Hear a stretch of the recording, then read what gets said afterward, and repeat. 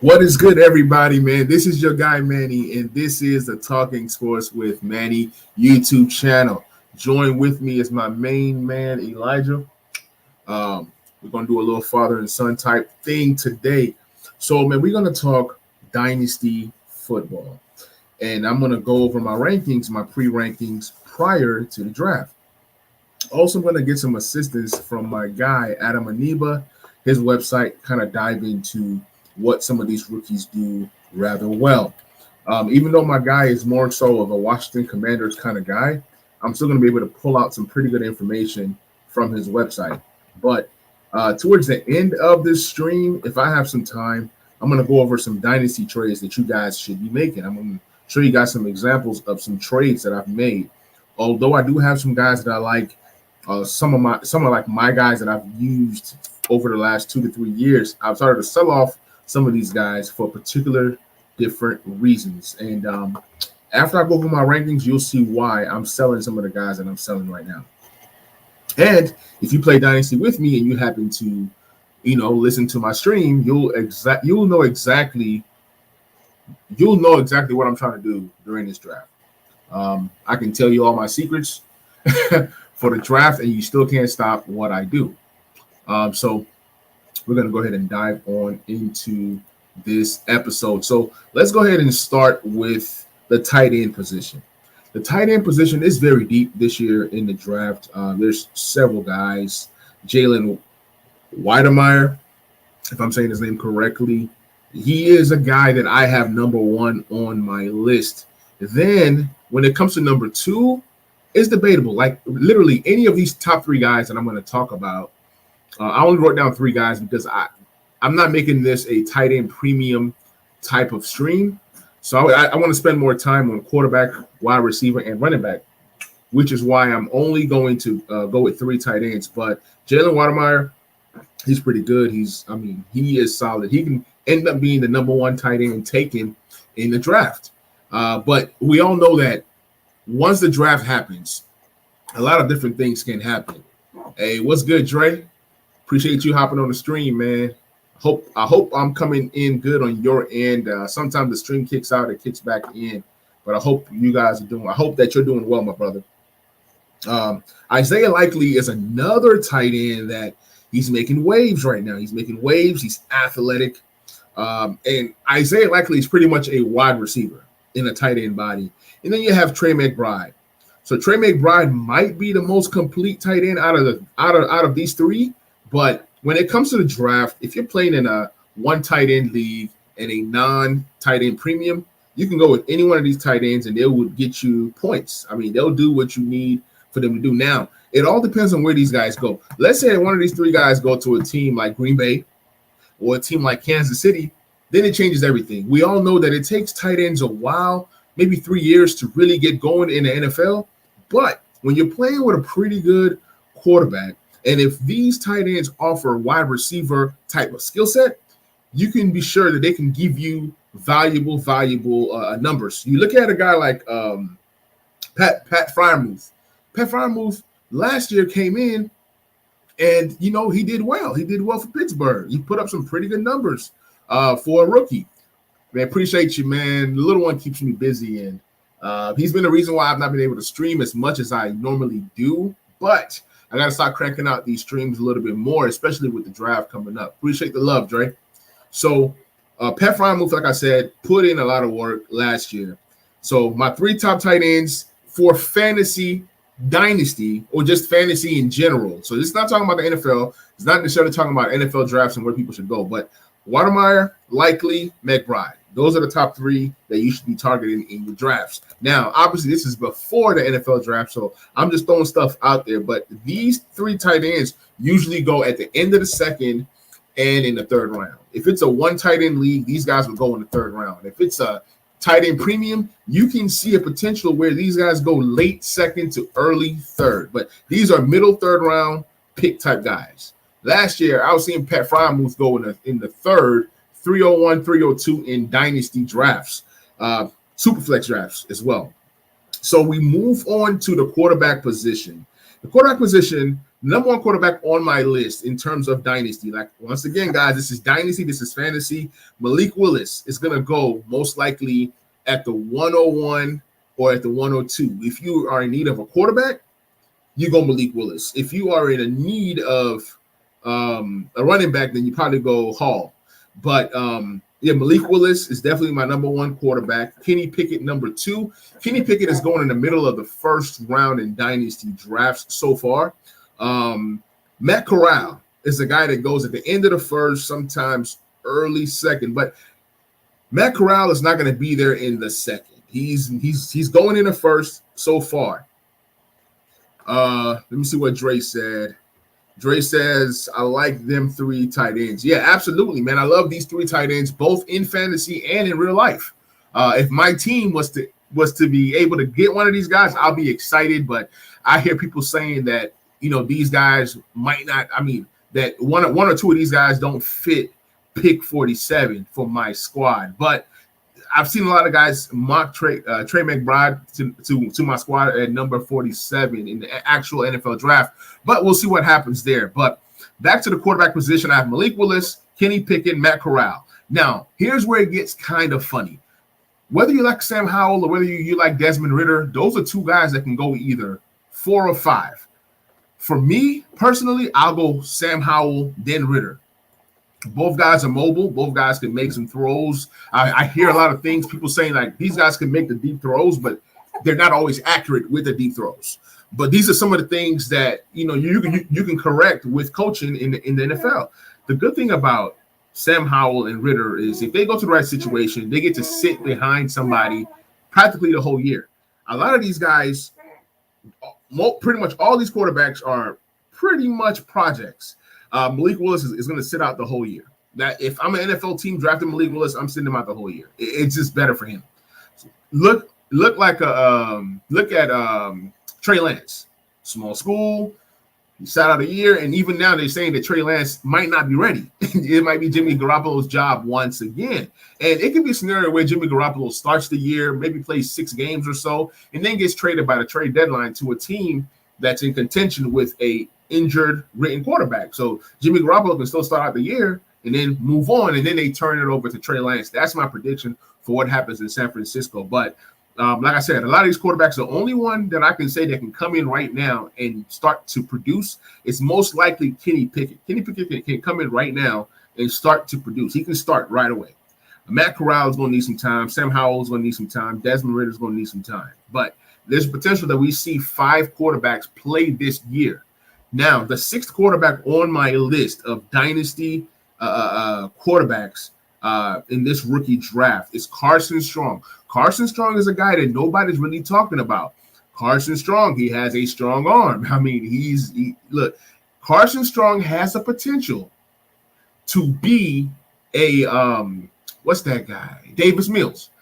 That's who I compare Carson Strong to because of the injury concerns coming into the league. And then on top of that, he's going to go 3rd roundish, maybe 4th. But Carson Strong could definitely be a guy that goes to the right situation and then gets to play because of injury or somebody getting suspended or something like that. So Carson Strong is a guy to keep an eye on. To me, he's the 6th best quarterback. But then there's a potential that he can be better than a lot of these guys that have gone ahead of him. That's just my humble opinion. Dre says Corral's health and he needs to add some weight. Ritter is solid. Absolutely. See, there's a lot of guys that love Desmond Ritter. Desmond Ritter, I was very high on Desmond Ritter last year. I was high on Sam Howell last year. And then a year goes by, you see these guys a little bit more, and then you have some questions. Desmond Ritter can be a really, really solid quarterback. If he goes to a situation like Pittsburgh, where he gets to sit behind a veteran for a year or for most of the year, it bodes well for him. A lot of these guys, really, that's really how you do it for these young quarterbacks. And some of these guys are going to go in the 2nd round, so you're taking a flyer on these guys, and if they pan out, I mean, these are guys that you could have possibly gotten in the 1st round. So Desmond Ritter, Matt Corral has some health issues, but I guarantee you, not guarantee, but I strongly think that Matt Corral goes before Howell and Ritter in the actual NFL draft. And then you also see this thing happening in dynasty drafts just as well. It says we should have drafted Davis Mills, highly dumped. Yeah, Davis Mills, he's a good quarterback. He put up some numbers. He made some throws. Davis Mills looked better than a lot of the quarterbacks that were drafted last year, and it shows. You see it in, I mean, the numbers don't lie. You can go watch the game film. Davis Mills really produced. And these are kind of guys that you take later. But the thing is, the chances of quarterbacks excelling outside of the first round, that number is so low that a lot of teams don't even take chances on these quarterbacks outside of the first round. You look at a guy like Kellen Mond, right? Kellen Mond was talked up, he was talked up as being a Dak Prescott 2.0, and it's not too late. Kellen Mond has stayed on the bench for a whole year, right? You got to see what you have in him. Can Kellen Mond be a guy that's like who was solid, like an Alex Smith type guy, productive career, or even a Derek Carr type guy? Or does he end up being, there are guys that are taken outside the first round. Gardner Minshew was a sixth rounder. He has shown that he is an NFL quarterback. Might not be a starting NFL quarterback, but he's a solid NFL quarterback. So there are guys that you can find, but the further away you get from the first round, it's kind of hard. You're not going to find a Kirk Cousins in the fourth every year, or Dak Prescott in the fourth, Russell Wilson in the third, Derek Carr in the second. Those guys are very rare. Tom Brady in the sixth. That doesn't happen all the time. But if you have these extra draft picks, you take a stab when you're looking for a quarterback. If you have the means to develop a quarterback, you go ahead and grab them. But I'm going to pull up some notes that I want to share from my guy Adam Aniba's website, and then I'm going to read a few things that he has said about some quarterbacks, and then we'll go from there. I'm not a pro when it comes to scouting, but I am very good in fantasy. I do read a lot. I do check out a lot of other people's information. I collect information and then I share it with everybody else. Hopefully this helps you with your fantasy drafts. So here's my guy, Adam Aniba. He go to the burgundy and gold report.com, and he has some prospect cards. His prospect cards are pretty awesome. Here's one that he did on Malik Willis. Let's start with Malik Willis since he's my number one quarterback on my list. We're going to go through the strengths of Malik Willis, and we're also going to go through the weaknesses of Malik Willis. That way, as you're drafting for your dynasty teams, you'll kind of know what you're looking for. Man, I'm trying to navigate through your site. Adam, what's going on? All right, so Malik Willis, he's 6'1", 225 pounds. That's not bad for a quarterback. This guy has a potential to be special. When I see Malik Willis play, I see a lot of Michael Vick in him. I see some Russell Wilson. He has that Josh Allen type of flair to him. He's strong, he's passed for where's the numbers? 5,167 yards, 48 touchdowns, and 18 interceptions, and that's in 23 games with Liberty. He also rushed the ball for 2,000 yards and 29 touchdowns. Obviously, you're playing at Liberty, so the numbers that you produce at Liberty is not, all that. It doesn't wow you too much when it's Liberty. Dre says, Aquel Glass, Alabama, and A&M quarterback 6'5" could be used like Cordero Stewart. Wow. Okay, that's interesting. I have not looked into him. I will definitely keep an eye out for him. Do you think that this Aquel Glass, a quarterback, do you think that he's going to be used as a quarterback, or is he going to be a guy that's used all over like a Taysom Hill type guy? I would definitely look into Aquel Glass. Appreciate the information, brother. Let me see what he says about Malik Willis. We all know that, he transferred to Liberty from Auburn, to get an opportunity because he wasn't getting an opportunity at Auburn. So he was a 3-star prospect. Let me see what else he says. Through 9 games. Through 9 games, Malik Willis has played like a top 10 draft prospect. Now, in the actual NFL draft, I don't know where Malik Willis gets picked. You hear rumors about Malik Willis going in, pick number 2 to the Lions. Then you hear rumors that he can drop down to 9, 10, 11. He's definitely a top 15 pick this year. And you see teams like Pittsburgh looking at him. You see teams like Washington looking at him. Like I said, I mean, I talked about Michael Vick. Here's somebody else comparing him to Michael Vick. You see that there. Here are the pros for Malik Willis. Impressive arm strength, possesses impressive quick twitch ability, which helps him to rapidly process and diagnose game situations. Extremely quick and elusive, athletically gifted, displays impressive anticipation, in particular with his throws on the run. I mean, this is a passing league. Imagine a bootleg and this guy's rolling out, throwing the ball 50, 60 yards down the field, just dropping it into a bread bucket.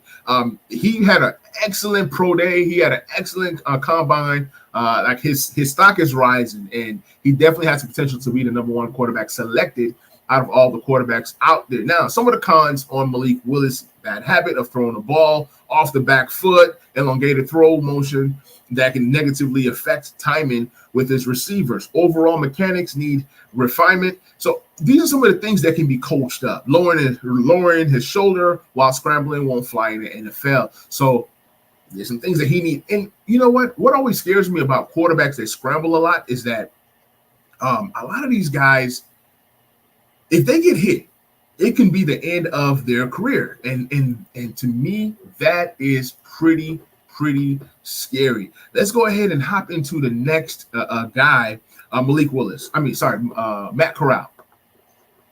Let's see what he's talking about. Matt Corral here. Matt Corral is 6'2", 208 pounds. Like Dre says, he definitely needs to add some weight to him. He's a potential top 10 pick. Even with the injury concerns, people were very high on Matt Corral before that injury. Let's look at some pros for Matt Corral. He shows no fear in the pocket, and he will take a big hit in order to find his target. So that's a quarterback that sticks up for his team. And this was a guy that actually went and, played in meaningless bowl games and then got hurt. I mean, he's just a guy that he's a leader. He's a leader. Out of all the quarterbacks, I love his leadership. Quick release and accurate on short throws and intermediate passes. He's efficient, utilizing the RPOs and zone read concepts. He's accurate when he throws on the run while displaying touch, effectively sells play action. So he from what I'm reading, he sounds like Russell Wilson. He has potential to be a Russell Wilson type of guy. Russell Wilson is not that big, but Russell Wilson is smart and he's durable. Russell Wilson knows when to get down. Some cons. Arm strength is a slight concern, especially facing the elements. Something to look at.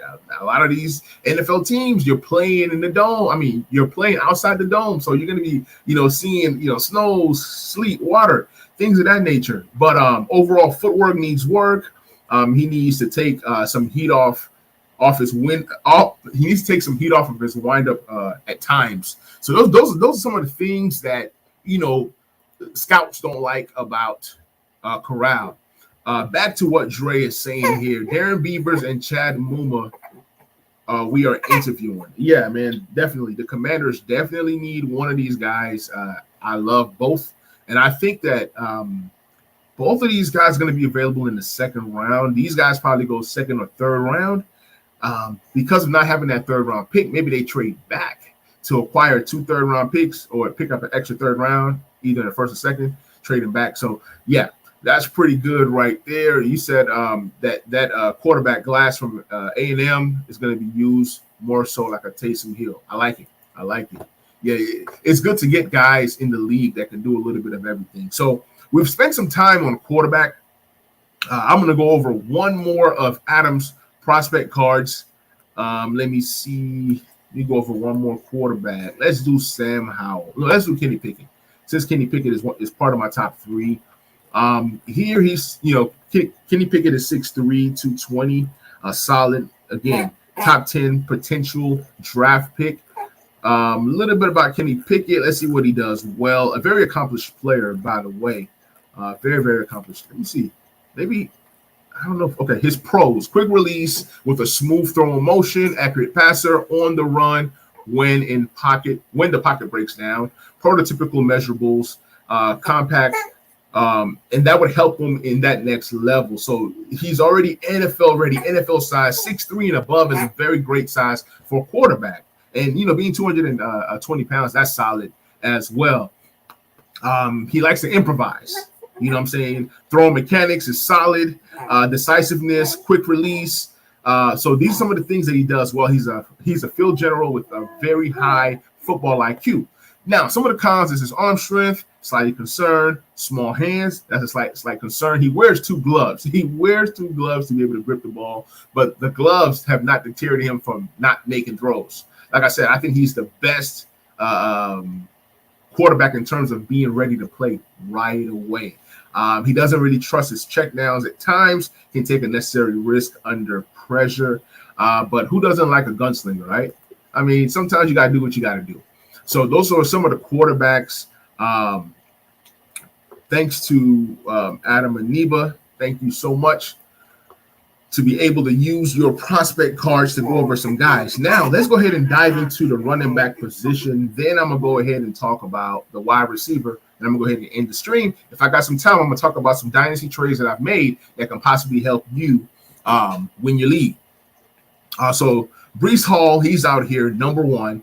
A lot of guys will say Isaiah Spiller at number 2, but for me, I love Kenneth Walker. Kenneth Walker is a dog. Just go check him out. Go check him out. Everybody talks about, he hasn't had a lot of receiving work. I love Kenny Walker. Dre says Carolina might draft Kenny Pickett. Absolutely, they should. If Carolina does not draft a quarterback, they're crazy. They're crazy. Kenny Pickett needs to go in the top 10, which I believe he will. I think that both of these quarterbacks are gone in the top 10, and then it's going to drive some good players down for Washington to draft. Hopefully a Kyle Hamilton or, Sauce Gardner.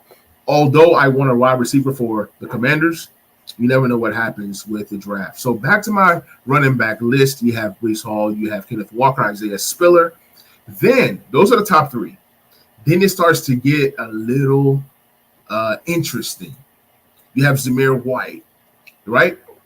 And Zamir White, he was used in Georgia so many different ways in Georgia. And look, the guy Zamir White can end up being better than Isaiah Spiller.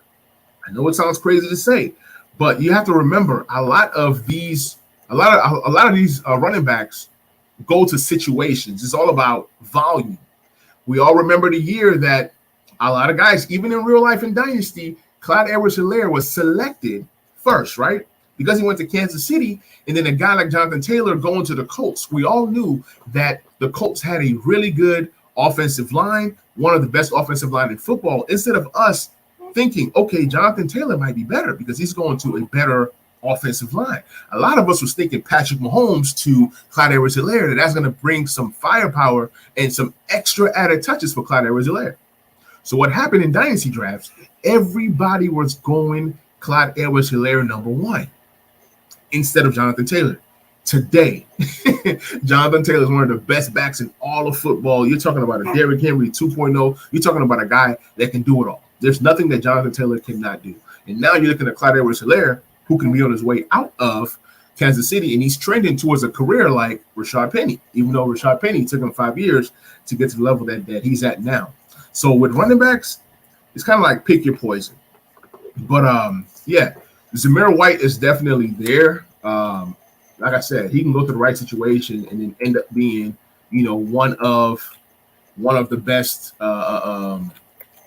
backs in the league this year. So we don't know. Now, Rashad White, I have him as number 5. This guy right here has potential to be one of the best receiving backs in this draft. Not only can Rashad White catch the ball, he also has great size that he can be a 1B type running back. Let's say that Rashad White gets drafted to Washington. Here's how it changes everything.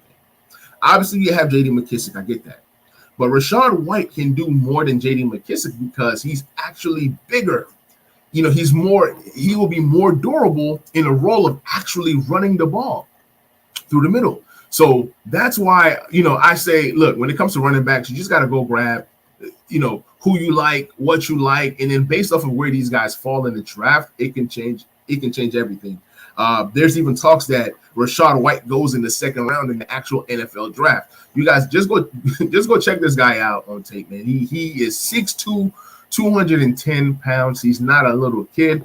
This guy right here, let's look at what he did last year. He run the ball 182 times for 1,000 yards, 15 rushing touchdowns, 43 receptions for 456 yards and a touchdown. I'm telling you, in dynasty drafts, Rashad White might go before Zamir White.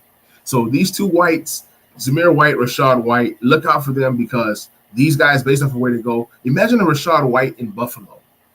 He definitely raises his stock. Now you're looking at a running back that might go at the end of the first round if he goes to Buffalo. So these running backs, based off of where they go, James Cook is another one, paired up real nice with Zamir White. I have James Cook as my number 6 running back, Brian Robinson at number 7, Kyron Williams at number 8, Algier at number 9, Batty at 10, Pierce at 11, and Pierre Strong at 12. Pierre Strong through the combine has tore it up. This guy is rising. And like I said, Pierre Strong is going to be a 3rd-round pick in dynasty drafts. But based off of where these guys go, it can be a beautiful situation. We all know a team like New Orleans, they're looking for another running back because Tony Jones might not be that guy. So if they draft another guy, and with Kamara possibly missing time, it could bode well for a guy like Pierre Strong if he goes to New Orleans. So kind of watch out for where these guys go because that's pretty much what's going to tell you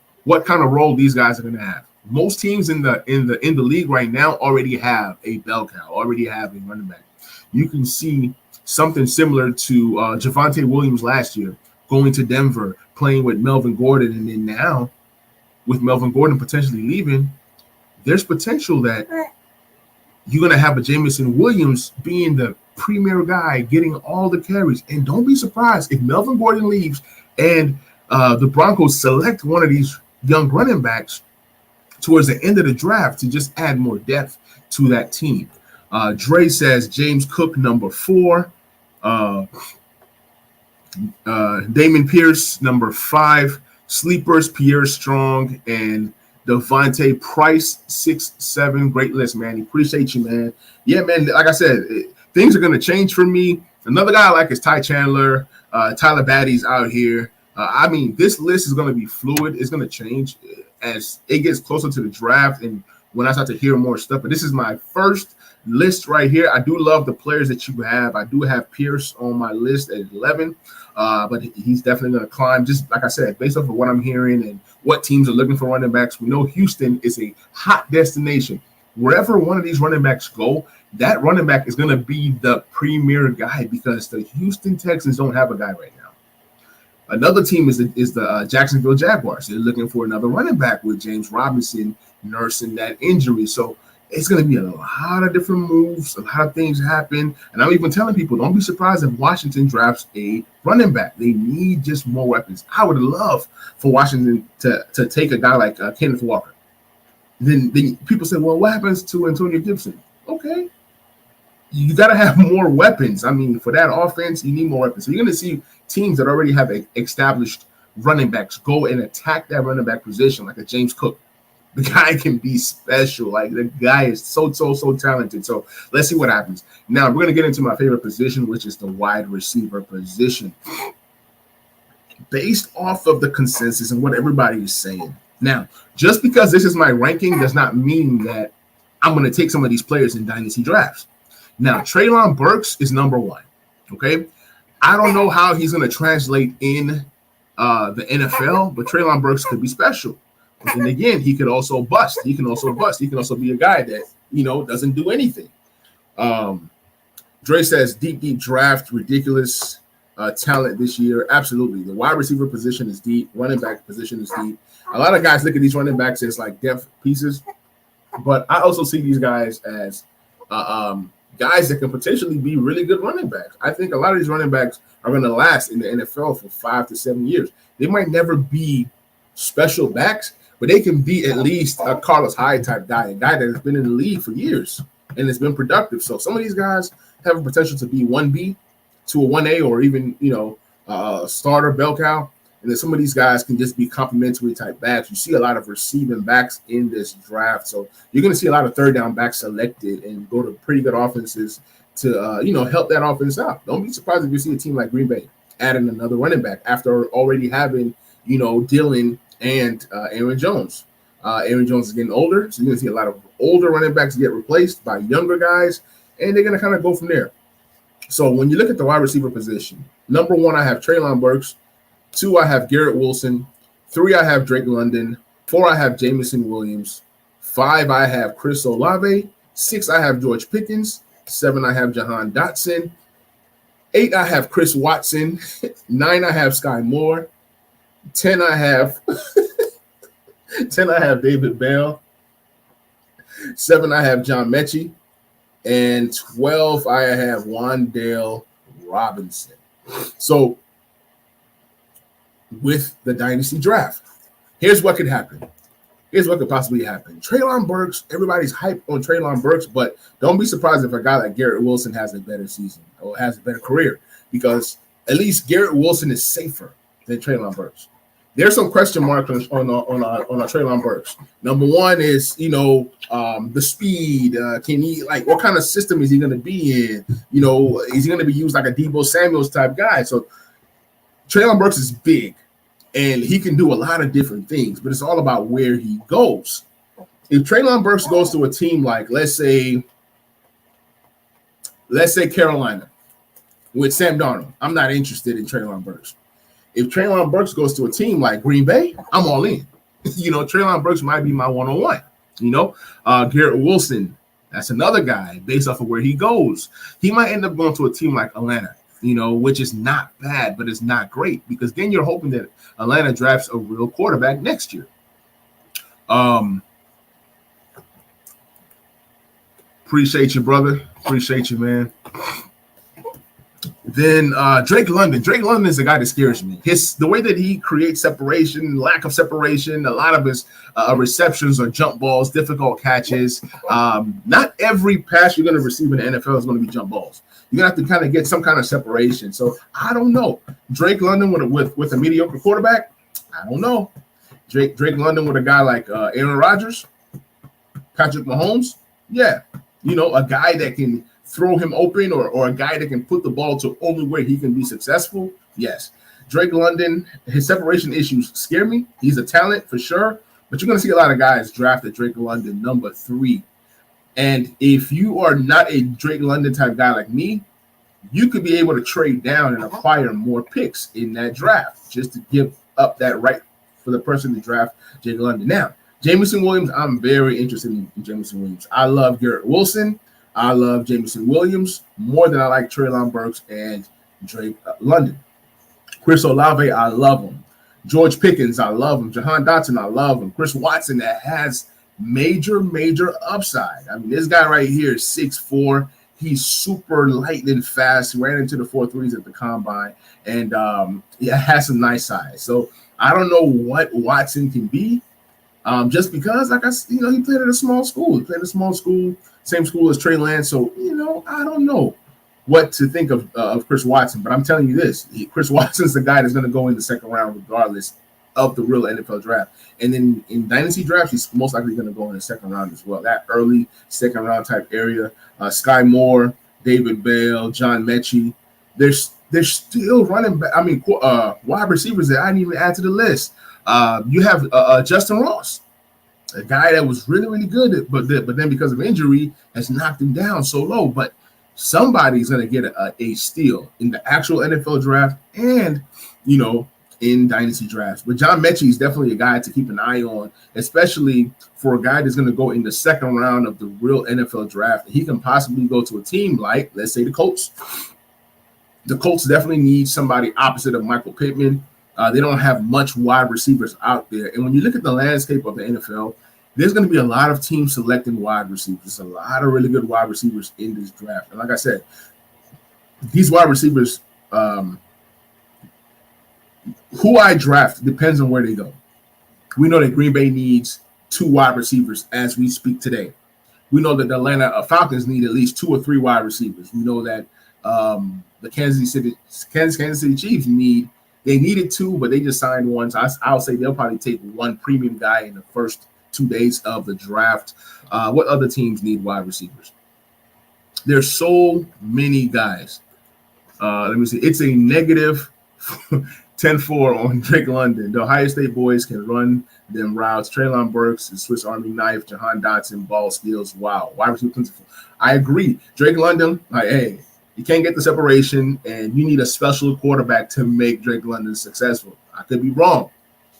But I agree with you there. The Ohio State boys, here's the difference between Chris Olavey and Garrett Wilson. Chris Olavey is like a Terry McLaurin 2.0. The guy is just so smooth with the way that he can move around, maneuver in tight spaces. I mean, he can run every route. Even though he's super fast, he can run every route. He just reminds me of a Terry McLaurin, okay? Not like a necessarily big guy, but he can go up there and get it. You know what I'm saying? He can go deep. He can, crossing route slants, comeback routes. He can do it all. Garrett Wilson might have more upside than Chris Olavey, even though I love Chris Olavey. Garrett Wilson is like a Justin Jefferson, Stephon Diggs type guy. We're talking about a guy you can put the ball in his hands, and this guy's going to create some yards after the catch. That's Garrett Wilson. And don't be surprised if Garrett Wilson is the best wide receiver in this draft, even in the Dynasty draft. So I love Garrett Wilson a lot. You put the ball in his hands, and he has top-end speed, not only just top-end speed, game speed. You put the ball in his hands. This guy is a home run hitter. Treylon Burks, like you said, he's a Swiss Army knife. But what scares me about Treylon Burks is he, remember, what's that guy that went to Jacksonville? Laviska Shenault. Like, everybody was excited about Laviska Shenault, who was a potential first-round pick that later on went in the second round. So I'm hoping that Treylon Burks is nothing like that.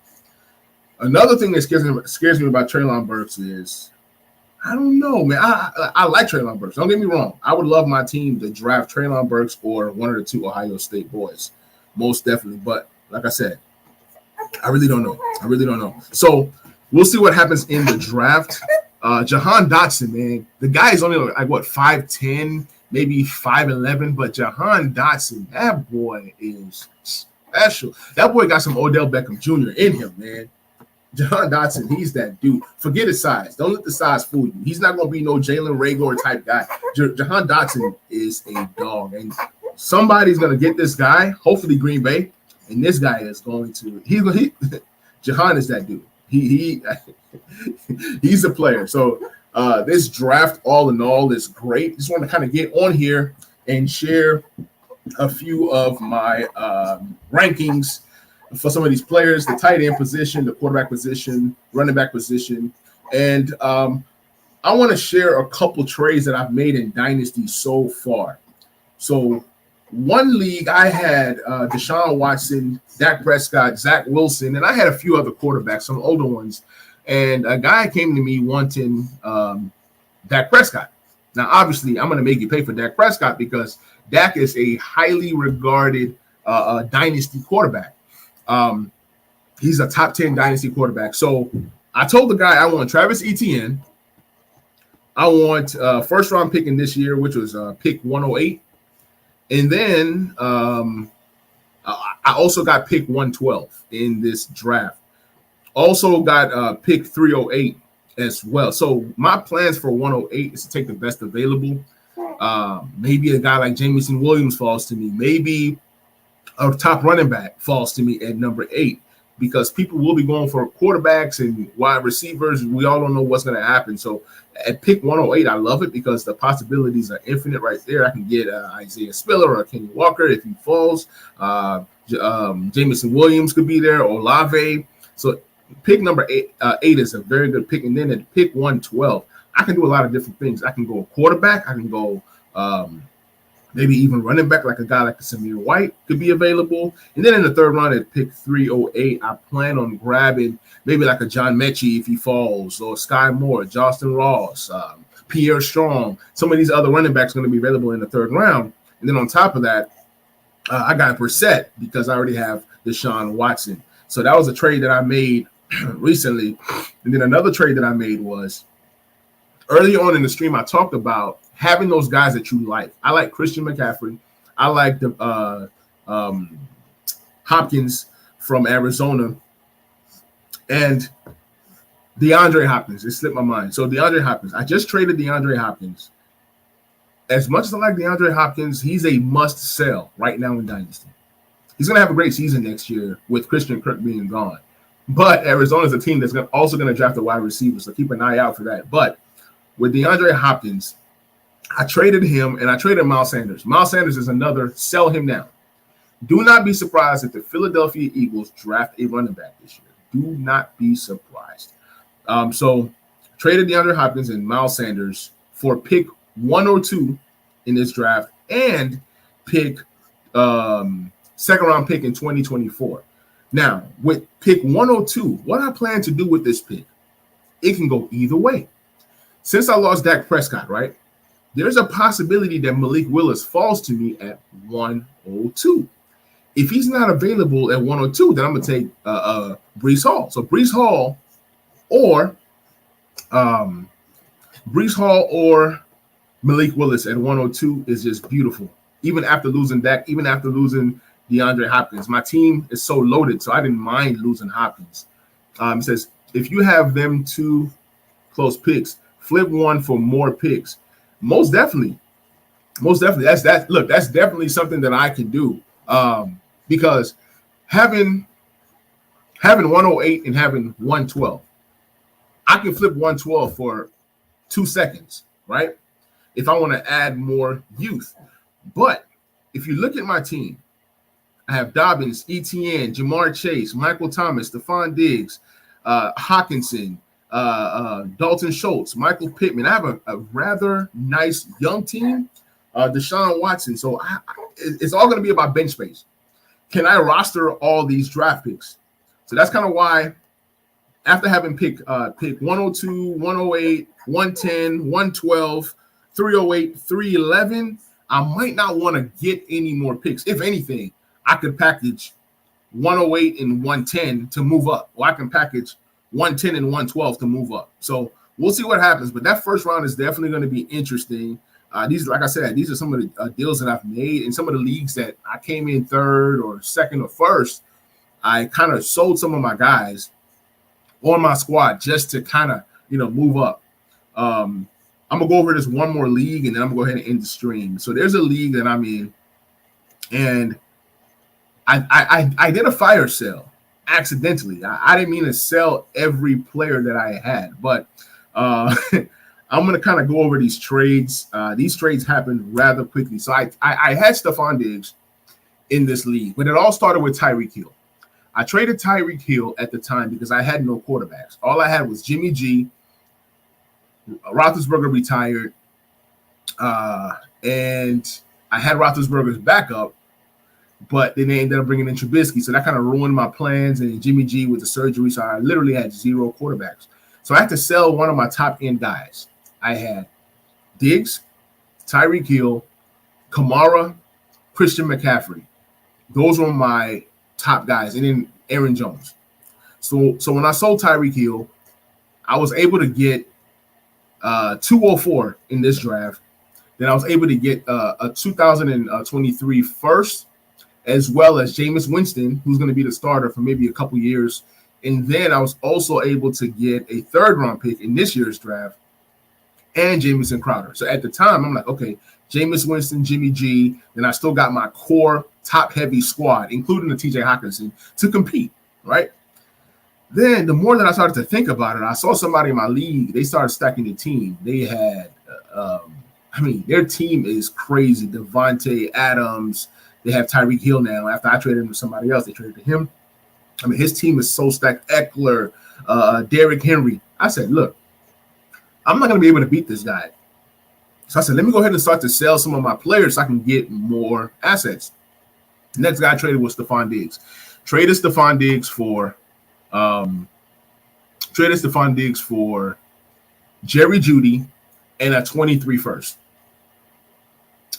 Then I took Jerry Jeudy and traded Jerry Jeudy for 201 this year, 201 next year, and another additional second. So pretty much all in all, I didn't want to get rid of Jerry Jeudy. I didn't want to trade Jerry Jeudy, but in the end of the whole flip, it was pretty much Stephon Diggs for a first, 3 seconds, and Mecole Hardman. So it's not a bad flip for Stephon Diggs.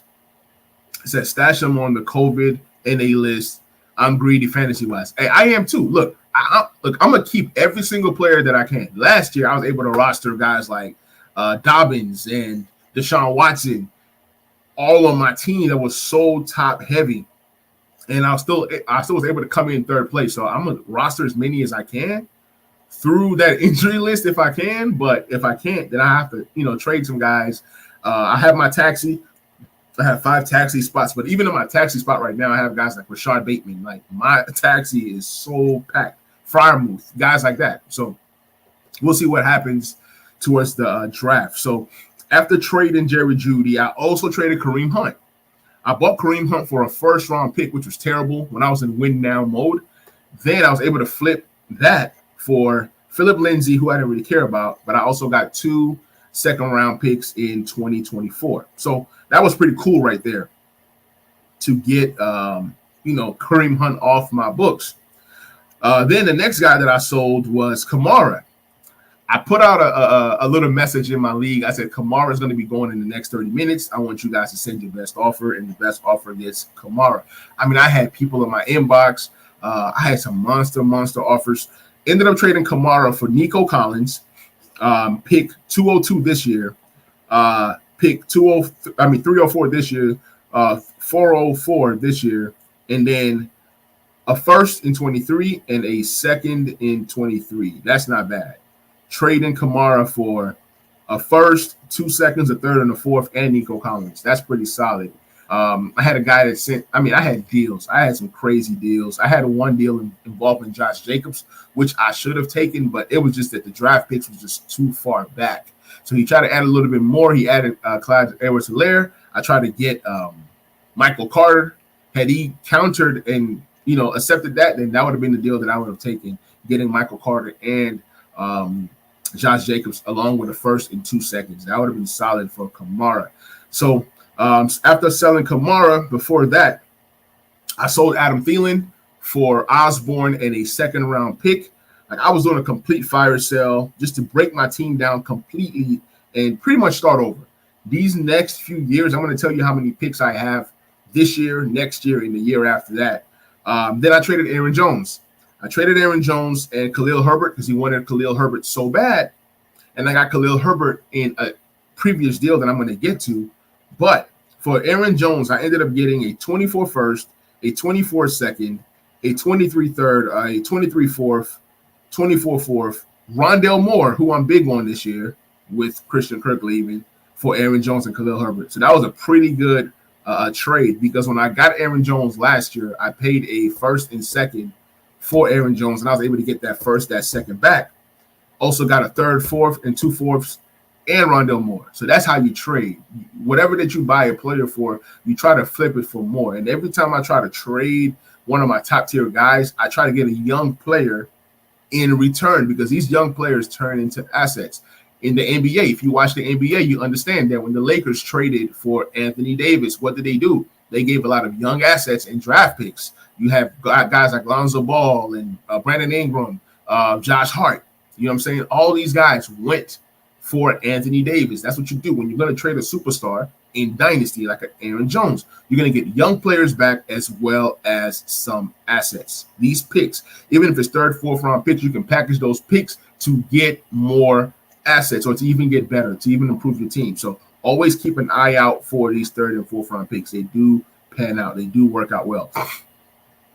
Also, I forgot to tell you guys. So when I traded for Stephon Diggs, I traded Stephon Diggs and I got Jerry Jeudy, Russell Gage, and a 23 first. So I actually came up.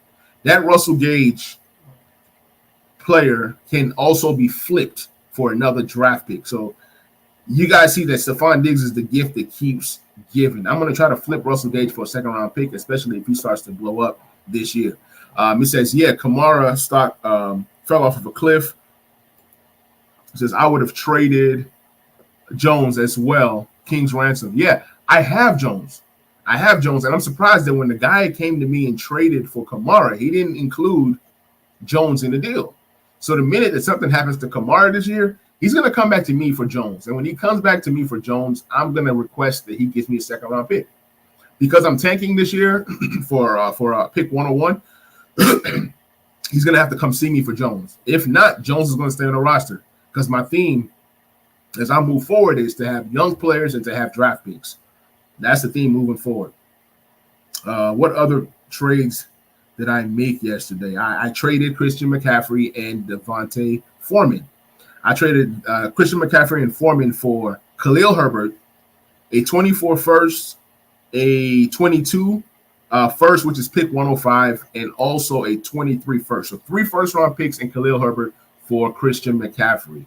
Like I said, I did not plan on blowing up my team like I did, but I blew up my team, and it's worked out for me. It's worked out for me. Nobody would give me a quarterback in this league, so it made it kind of hard to compete because I made the mistake of going with the older quarterbacks last year, which was year 1 in the league, which was a startup. I went top heavy, went for the money makers, and that didn't work. Absolutely, man. I have young and draft capital, so I'm going to tell you how many draft picks I have these next 3 years. This year's draft, I have pick 105, pick 201, pick 202, pick 206, pick 301, 302, 304, 305, 306, 307. So pretty much I own the entire 3rd round. So from pick 301 to, I don't have pick 303, but I have 304, 305, 306, 307. And then I have pick 404 and 406. So I own the 3rd round this year. There's going to be tons of talents. I'm going to be swinging for any player I feel like has some upside, like Pierre Strong. If I can get him late in the 3rd, I'm going to do that. So I can swing freely. Guys like Sky Moore, all these different guys are all going to be there. So I love it. I love it. I have 12 to 13 picks this year in the draft. And because my roster is so broken down, I can roster all these 12 players, and hopefully if I can hit on half of these guys, that would be great. And then the other half can be depth pieces going into next year. In 2023, I have 1, 2, 3, 4. I have 4 first-round picks in 2023, and I'm going to use all of these guys. You're going to see some guys that are going to be there next year with a great quarterback class coming out. Since I'm taking for a 101, that 101 could be a CJ Stroud, or it could be, one of these top tier quarterbacks that are coming out that I would love to definitely, have on my team, whether it's young, whoever it is. I'm going to be able to get one of these guys. He says, you're killing it. Yeah, man. I'm trying, man. Sometimes you got to break down your team in order to, move up. And then also I can also package some of these picks to get some players if I want.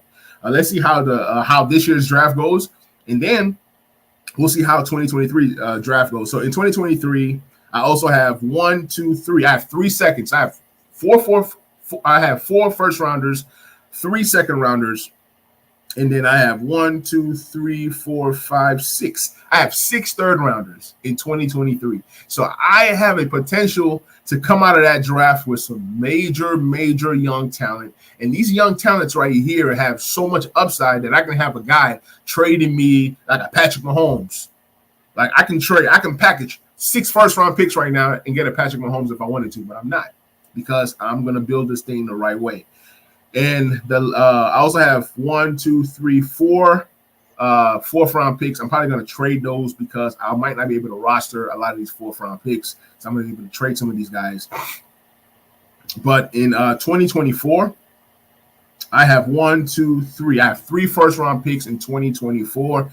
And then in 2024, I have 1, 2, 3, 4. 1, 2, 3, 4. I have 4 second-round picks, and then a third and 2 fourths. So that's not bad. That's not bad to have, 7 first-round picks in 23 and 24 combined is excellent. To have up to, 6 or 7 second-round picks in those 2 years combined. Like I said, I'm going to tank this year for 101, which also means 201. So that's how I ended up having 201 picks back-to-back years. And based off of the stream, if you looked at my stream, you kind of know the players that I'm targeting at 105. You actually know the players that I'm targeting at 201 and 202.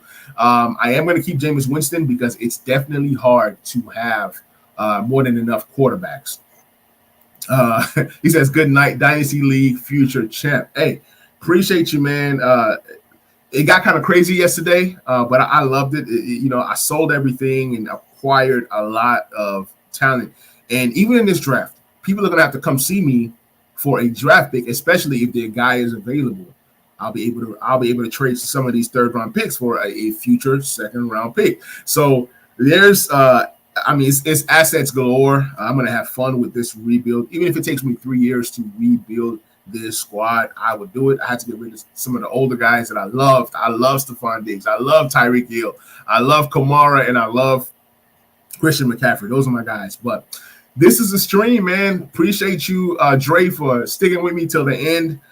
If you guys are watching the replay, I hope you guys enjoy this stream. Please like, please comment, please share, please subscribe, and please, be sure to join me on future episodes. I do fantasy, I do dynasty, I do NBA, I do NFL. I might be back on tonight to talk some NBA. It all depends on how my night goes, but I really, really, really enjoyed this, and I will catch you guys on the next episode. We out. Peace.